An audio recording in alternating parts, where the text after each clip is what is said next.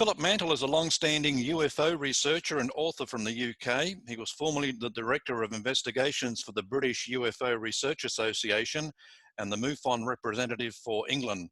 He's the founder of Flying Disc Press and recently released a new book titled Introducing UFOs, A Young Person's Guide, and he joins us now.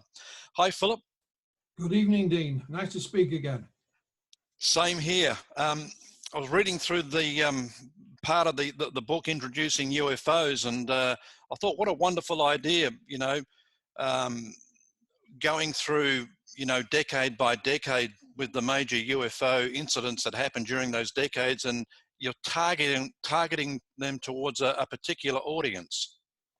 Yeah, I mean, it's something I'd wanted to work on for quite a while, Dean, but never got the chance. But then, of course, we had the good old COVID lockdown. So I've run out of excuses then. I had to get it finished. But the basis of it is myself and colleagues who are around the same age group, or even slightly older. I'm 62. We've long discussed, who's the next generation of UFO researchers, and can we help them? So we've got all that experience and so on, which we can share. But I remember going back to when I first started, Dean, which is 40 plus years ago. There wasn't that much to lay your hands on then that you could say, right, these will learn me the basics and get me up and running. Hence, introducing UFOs was my idea of how to do that. It's not telling you what to do. It's giving you the ideas and some information. It's aimed at, I would say, like a teenage audience, high school. I can still remember high school myself. I would have loved something like this. So it's not too text dominant. So you don't have to troll through pages and pages of literature. And there's lots of photographs and illustrations and photographs. And I'm hoping that it also kind of prompts you to think for yourself. That's why at the tail end of the book, we've got a number of ideas of what UFOs may or may not be. So I'm not going to dictate to you what things are. So it's to get you up and running, really. And I'm very pleased with the way it's turned out.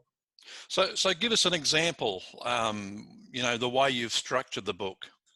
Yeah, so we go through, we have a beginning, an introduction to the subject and where it all started. And like you said in the introduction, we go through it a decade at a time. We'll start with the 1940s, right the way through to modern times, and we'll pick out some of the main cases. Obviously, we've got to put things in like Roswell.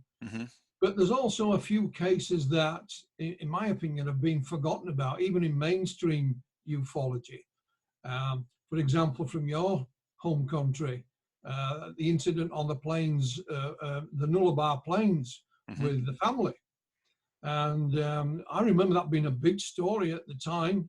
And I think I've managed to recover a couple of the newspaper cuttings that did it at the time. But you never hear it mentioned anymore. So I wanted to also put a few cases in that perhaps weren't obvious or in your face. And then what I also did, I went round colleagues in different parts of the world, told them what I was working on. And I said, do you have any photographs that in your opinion are the genuine article, photographs of UFOs? Right. So again, there's the well-known ones like, Paul Trent back in the 50s. But there's others that perhaps even I hadn't seen, certainly from Europe and Turkey and places like that. But again, at the beginning of the section, there's a whole photograph section in the middle of the book. There is a fake UFO photograph from Project Blue Book. And basically what I'm saying is, look, not everything is what it appears to be. So again, think for yourself. So we have a nice photo. I'm just biased that I like looking at photographs. Right. Dean, I used to do a bit of photography, and I think it stirs your imagination as well. So hopefully that will stimulate whoever reads the book into thinking, well, yeah, it's a subject I'd thought about getting myself involved in. Perhaps now I will.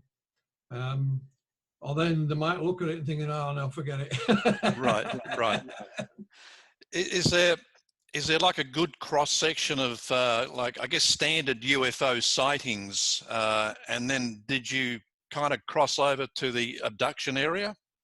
Yeah, I mean, we've mentioned the obvious ones like Betty and Barney Hill, because it's a standout case, but I think it needs to be in there because a lot of what has happened when you're studying just the abduction phenomena all began with Betty and Barney Hill.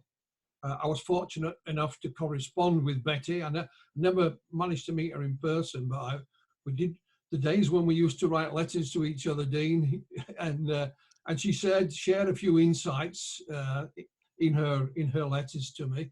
So I think it was an obvious one, and a well-known one as well, of course. And it's one that even today is still talked about, still debated about.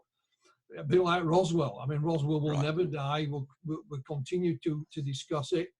And so it seemed an obvious case to put in there. And of course, it's been fully illustrated by a colleague and friend of mine, Ronald Kinsella. And we've done some, Ronald was given no brief, just here you go, one for each decade. And it doesn't have to be exact.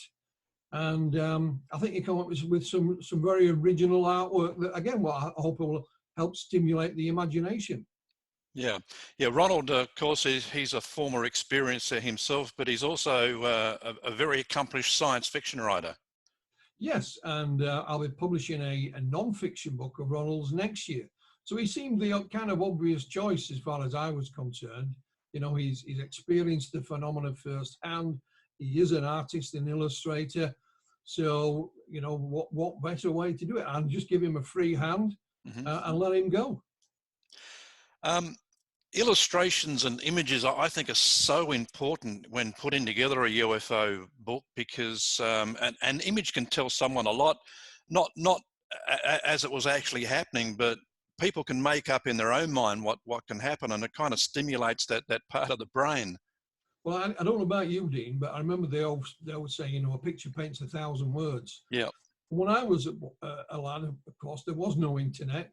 And the first thing I used to do when I picked a book up was leaf through it to see where the pictures were. And so I am biased. I think you'll find certainly in the books that I write, there are as many visuals in there that I can get, you know, artwork, photographs, documents, newspaper cuttings. I mean, you name it, it's in there. And I think I've tried to push that over into the other authors that I've worked with and published their books to say, well, what visuals have we got that we can use for this book? Even if we haven't got that many, perhaps we can find find some, you know. So I'm biased, but I agree with you. Yes, I like to look at the pictures. You mentioned the case in Australia. Of course, most of us, or all of us, would know the major cases here in the United States. But what about, you mentioned countries like Turkey? Is there a case there that people might really find fascinating? Well, it's not so much Turkey, but one of the photographic cases in the photo section is from Turkey. And I think one of the main researchers in Turkey is called Haktan Akdogan. I've probably pronounced his name incorrectly, so I do apologize. But I've known Haktan for many years. I've met him several occasions. I even had him as a speaker at one of the conferences I organized here in England. So he seemed to be an obvious choice. And he sent me some UFO photographs that I'd never seen before, and they're in the book. But a famous case from the 1970s, it's probably well known in mainstream ufology, but outside of that, probably not, is it comes from Iran.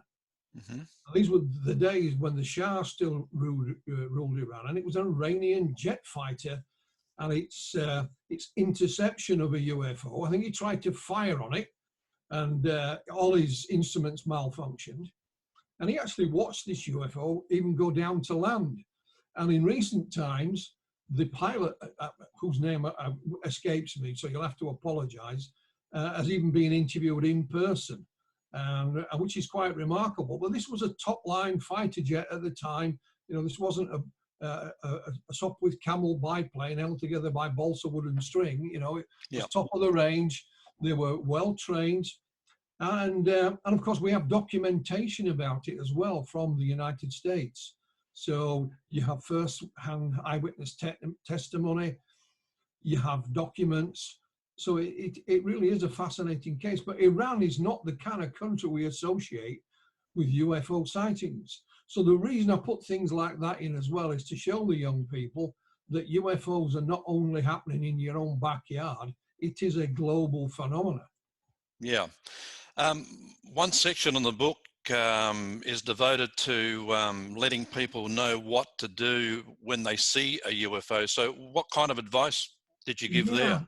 I mean, again, Dean, I've been a UFO investigator for decades. And the amount of times I've interviewed people and they've said, oh, I wish I'd done this, or I wish I'd done that. And so I'll give some pointers. If you think you are, having a UFO sighting, most of us nowadays, for example, have a mobile phone that's got a camera. Well, use it.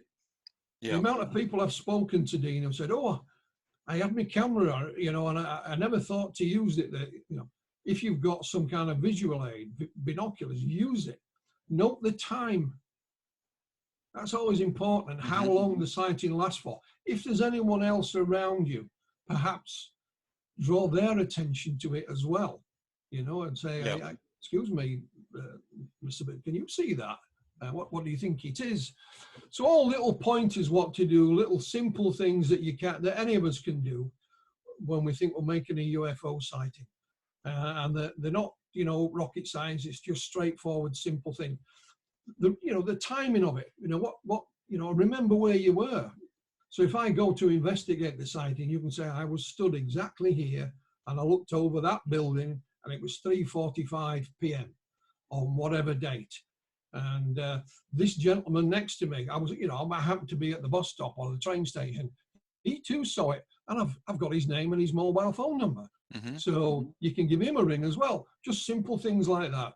You might think it sounds like I'm stating the obvious, but again, it's just born out of experience. The amount of people have said, oh, I never thought to do that. Well, there you go. That's just a few little pointers. That's exactly the same response I got when I interviewed a MUFON investigator not long ago. And I said, why isn't there more physical evidence, visually with these UFO sightings? And he said, people just say, I completely forgot to get my phone out. I just didn't think about it at the time. And it's just amazing. Yeah, just simple pointers. That's all they are. So a UFO book aimed at a younger audience. Have you thought about maybe, contacting schools and maybe having a copy of the book in their library? Yeah, there actually is a publication here. I believe it's still online, but it's all about books for schools. And I actually sent them a copy because what they do, they review them. They review the books online, and then I think a lot of schools are sort of linked to this particular organization. They will look at the reviews and then they'll think, well, maybe we should order some of those. But I never heard back from them, I'm afraid. Yeah. But they do have a physical copy. I emailed them first in advance to say, is it okay if I send one? They said yes. So I did send one copy. I've thought about sending one to my former high school. I wrote my first UFO book back in 1994, and I'd been left school then 20 years, but I did ring it. I mean, my high school was hopeless, Dean, and I got the headmaster was a tyrant. Right. And I asked if the old headmaster was still there, and the secretary, she must have known him because she kind of laughed. So I said, he said I'd never amount to anything. I just want to send you a copy of my first book. So I did send one to my high school and have them put it in the school library. So maybe I might send them one. You never know. Yeah. So the book available on Amazon and through Amazon, yeah, it's in paperback and Kindle formats around the world. It's also out in Spanish. So we publish it in English and Spanish together. Early next year, it's been translated into French, possibly German as well. So hopefully it'll go around the world in many different languages.